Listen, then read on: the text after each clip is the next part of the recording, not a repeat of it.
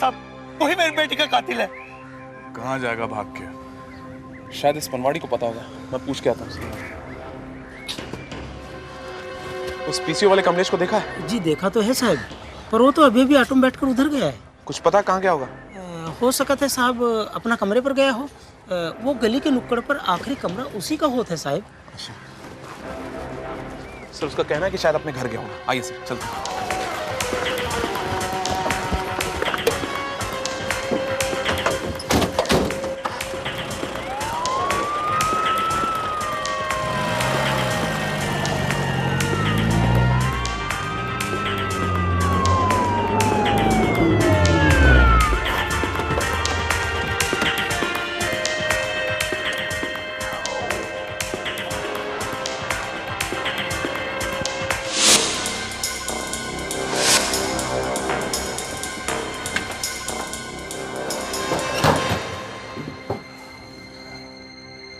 Murder करके कहाँ भागने की तैयारी हो रही है? साहब मैं भाग नहीं रहा, मैं तो अपना सामान निकाल रहा साहब। झूठ बोल रहे हो तुम। अर्जुन साहब इसे मत छोड़ना, यही मेरी बेटी का कातिल है, इसी ने मारा उसे। नहीं साहब, नहीं साहब मैं झूठ नहीं बोला साहब।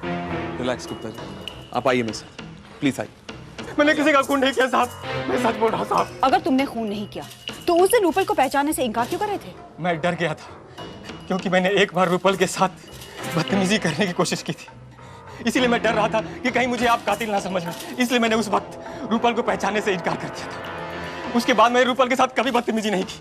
अगर आपको मुझ पर यकीन नहीं हो रहा तो आप गुप्ता जी से पूछ लीजिए, मैंने उसके साथ कभी बदतमीजी नहीं की। रूपल को आखिरी बार कब देखा था तुमने?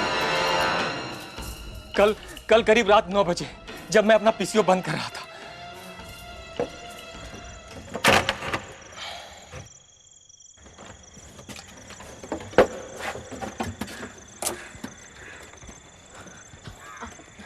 एक्सक्यूज मी, मुझे फोन करना है। नहीं बाबा, मेरा पीसीओ बंद करने का टाइम हो गया, मुझे घर जाके खाना भी बनाना है। प्लीज कमलेश, मेरा बहुत अर्जेंट कॉल है, मुझे कुछ इंपॉर्टेंट बात करनी है। मैं ज़्यादा टाइम नहीं लगाऊंगी, जल्दी रख दूंगी। ठीक है, मैं हेल्प कर दूंगी। थैंक्स।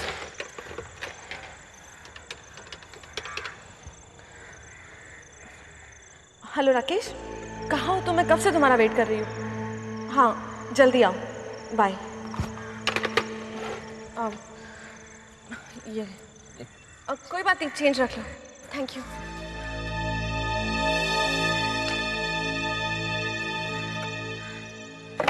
रूपल ने राकेश को फोन करके पार्क में मिलने के लिए बुलाया था साहब, और उस वक्त वो बहुत परेशान लग रही थी। तुम्हें पूरा यकीन है कि उसने राकेश को ही बुलाया था? जी साहब, मैं सच कह रहा हूँ साहब।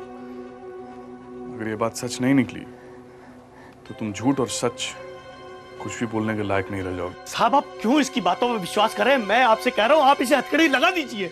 गुप्ता जी, अगर यही कातिल हुआ तो इसे हथकड़ी नहीं फांसी लगेगी, लेकिन उसके लिए इन्वेस्टिगेशन करना जरूरी है, इसलिए आप प्लीज। जब तक ये केस सॉल्व नहीं हो जाता, अगर तुमने यहाँ से भागने की कोशिश की, तुम्हारी दूसरी टांग भी ना कम।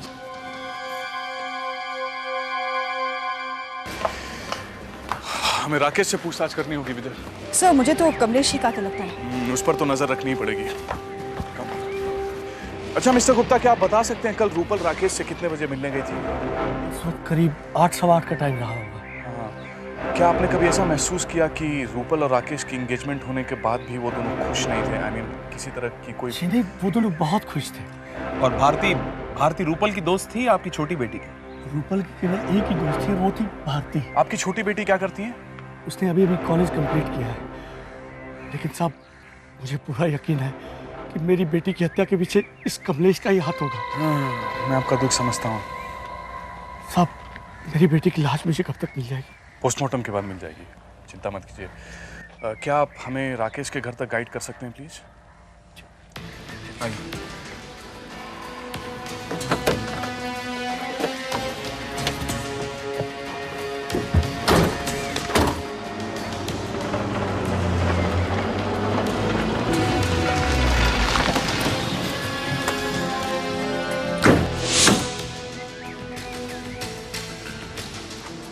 ये रहा राकेश का घर।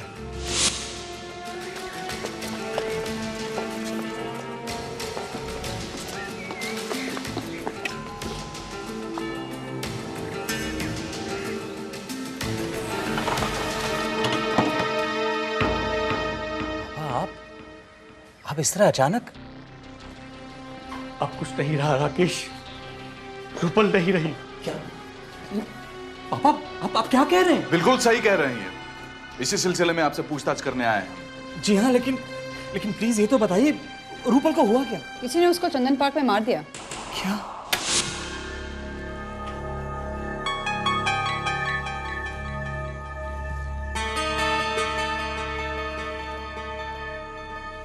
माय गॉड, मुझे तो यकीन ही नहीं होता।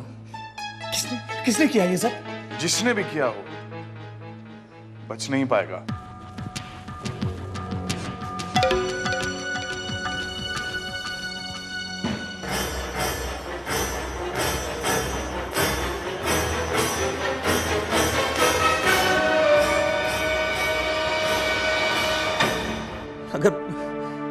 अगर वो शख्स मुझे मिल जाए ना जिसने ये किया है, तो मैं उससे छोड़ूंगा नहीं। नहीं, आपको इतना परेशान होने की जरूरत नहीं है। परेशान होने की जरूरत है सर।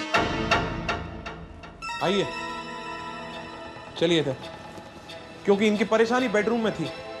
राकेश, ये कौन है? वो पापा, ये actually she is Dolly, she is my friend. और कितने फ्रेंड्स के साथ आपकी एंगेजमेंट हो चुकी है मिस्टर राकेश शर्मा?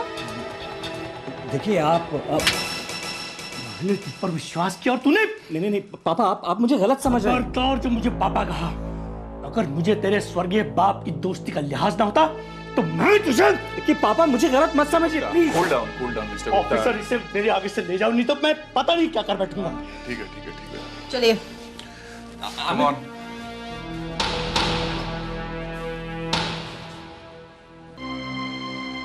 तुम्हारा कैरेक्टर सर्टिफिकेट तो हमें मिल ही चुका है। अब सीधे सीधे ये बता दो कि रूपल का कत्ल तुमने क्यों किया। देखिए, आप मेरा विश्वास क्यों नहीं कर रहे? मैंने रूपल को नहीं मारा अर्जुन साहब। हाँ, ये बात ठीक है कि कल रात 8:15 बजे मैंने रूपल को उसके घर से पिकअप किया था।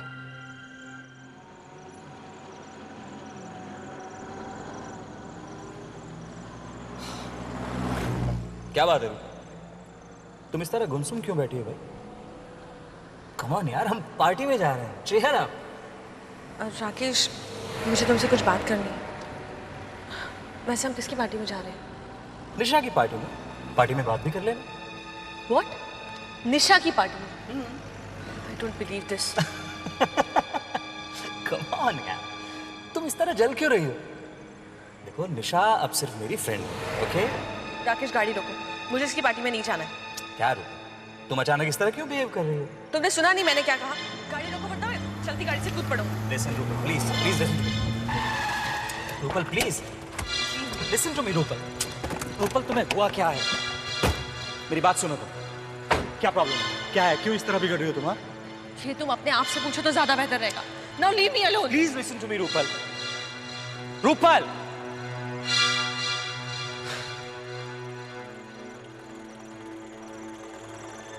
निशा मेरी एक्स गर्लफ्रेंड है।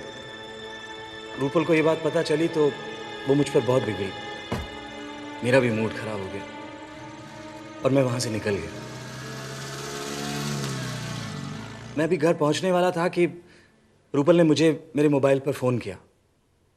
वो मुझे कुछ जरूरी बात बताना चाहती थी और उसने जिद करके मुझे चंदन पार्क के गेट पर आने को कहा। मैंने वहीं से अपनी गाड़ी मोड़ी और रूपल से मिलने पहुंचा।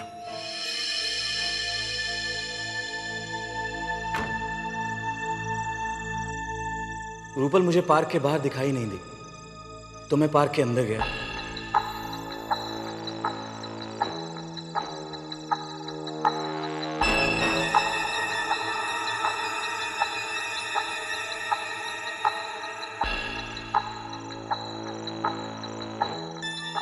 उस बेंच तक भी गया जहां हम अक्सर मिला करते थे, पर वो वहां पर भी नहीं थी, इसलिए मैं बाहर आने लगा। चौकीदार का केबिन भी खाली था। उस समय पार्क में कोई भी नहीं था। मैंने सोचा शायद रूपल घर वापस चली गई होगी। और उस दिन हम में जो गर्मा गर्मी हुई थी उसकी वजह से मैंने उसी वक्त उससे बात करना ठीक नहीं समझा। ये सोचकर कि कल ठंडे दिमाग से सब कुछ साफ साफ कर दूंगा, मैं वहां से चला गया। रूपल के साथ तुम्हारा रिश्ता सिर्फ मिलने तक का ही था या बात कुछ और थी? क्या मतलब? मतलब रूपल के साथ तुम्हारा जिस्मानी रिश्ता भी था? जी नहीं, हम दोनों के बीच ऐसा कुछ नहीं था। Are you sure? जी हाँ, लेकिन आप ऐसे सवाल क्यों पूछ रहे हैं? क्योंकि उसे मारने से पहले उसका रेप किया गया था। खैर अभी तो हम तुम्हें छोड़ रहे हैं, लेकिन दोबारा जब तुम्हें इन्वेस्टिगेशन के लिए बुलाया जाएगा, मैं उम्मीद करता हूं कि तुम्हें कोई तकलीफ नहीं होनी चाहिए। जी, thank you very much. This way. जहां तक मैं समझता हूं, रूपल का मर्डर या तो वो इंसान कर सकता है जो उसे बहुत पहले से जानता हो, बहुत करीब हो उसके, या तो जिसकी उस पर बहुत पहले से नजर हो।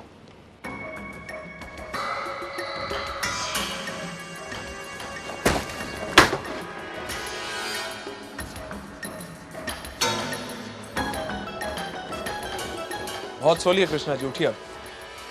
कहाँ नहीं ढूंढा आपको और आप यहाँ आराम फरमा रहे हैं। साहब मेरी तबीयत खराब है साहब। ठीक कर देते हैं भैया, आइए।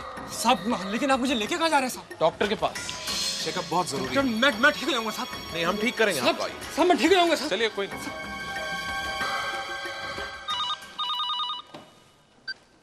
Arjun Raina, crime squad. Sir.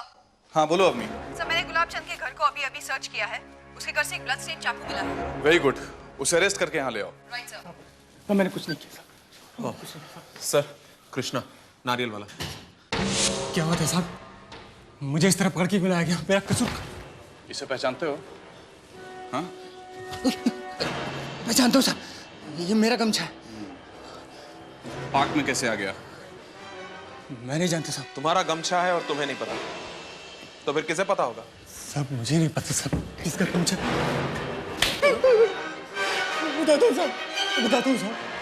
साहब जब मैं पार्क के छोटे वाले रास्ते से कूड़ा घर में कूड़ा फेंकने जा रहा था साहब, तो मैंने देखा वहाँ किसी की लाश पड़ी हुई थी साहब। मैं इतना डर गया साहब, डर के मारे मैं वहाँ से भाग लिया साहब। शायद तभी ये गमछा वहाँ छूट गया होगा। लाश देखकर पुलिस को या किसी और को खबर करना जरूरी नहीं समझा तुम? साहब मैंने सोचा कौन इस लफड़े में पड़ेगा साहब, और फिर मैं खुद इतना डर गया था साहब, डर के मारे मुझे बुखार चढ़ गया साहब। अब देखिए मैं झूठ नहीं बोल रहा साहब। हम उतारते हैं तुम्हारा बुखार, बहुतों का उतारा है। साहब मैं सच कह रहा हूँ साहब, मेरी बात का विश्वास कीजिए साहब, मेरे कुछ नहीं। पार्क में अंदर जाते हुए या बाहर आते हुए तुम्हें किसी ने देखा? नहीं साहब, उस वक्त वहाँ कोई नहीं था साहब, चौकीदार गुलाबचंद भी वहाँ नहीं था साहब। मैं सच कह रहा हूँ साहब, मेरी बात का विश्वास कीजिए साहब, मैंने कुछ नहीं किया। जब तक असली कातिल का पता नहीं चलता तुम्हें लॉकअप में कुछ दिन आराम करना पड़ेगा। आराम करो साहब। शिंदे, साहब मुझे छोड़ दो ले जाओ इसे। मैं सच कह रहा हूँ साहब, मैंने कुछ नहीं किया, मुझे छोड़ दो साहब। साहब मेरी बात का विश्वास कीजिए साहब, साहब मेरी बात का विश्वास कीजिए, मैंने कुछ नहीं किया। चलो सर, ये है गुलाब चंद और ये है वो चाकू जो मुझे इसके घर से मिला है। साहब मुझे नहीं पता कि ये चाकू मेरे घर पे कैसे आ गया। मैं गरीब आदमी हूँ, मैं क्यों भला किसी का खून करूंगा? तुम्हारे कहने का ये मतलब है कि सिर्फ अमीर लोग खून करते हैं? ये चाकू तुम्हारे घर से मिला ना, फिर तुम्हें कैसे नहीं मालूम कि वहां कैसे पहुंचा? लेकिन साहब मैं सच कह रहा हूँ, मेरी बात का यकीन कीजिए, मैं कुछ नहीं जानता। चुप। अपनी इसे भी लॉकअप में डलवा दो। नवलेकर, इसे लॉकअप में डाल दो। चलो।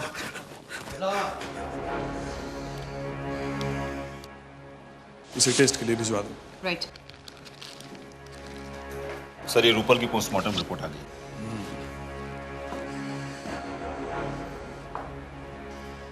पोस्टमार्टम रिपोर्ट के मुताबिक वही हुआ जिसका हमें अंदाजा था। पहले रेप, फिर मर्डर। अभी रात के 9 बजे से लेकर 9:45 के बीच में।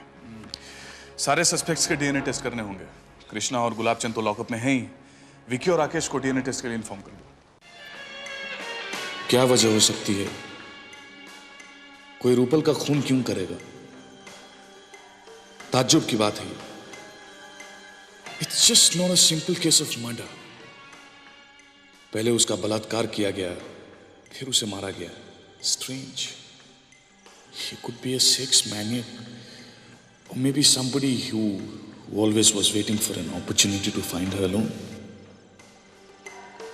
बात समझ में आती है अगर रूपल का कैरेक्टर खराब होता, लेकिन वो तो एक अच्छे कैरेक्टर की लड़की थी। जितने लोगों से भी उसके बारे में पूछताछ की गई है, उन सबों ने यही कहा। फिर पार्क में इतने लोगों के बीच किसकी हिम्मत हो सकती है ऐसा करने की?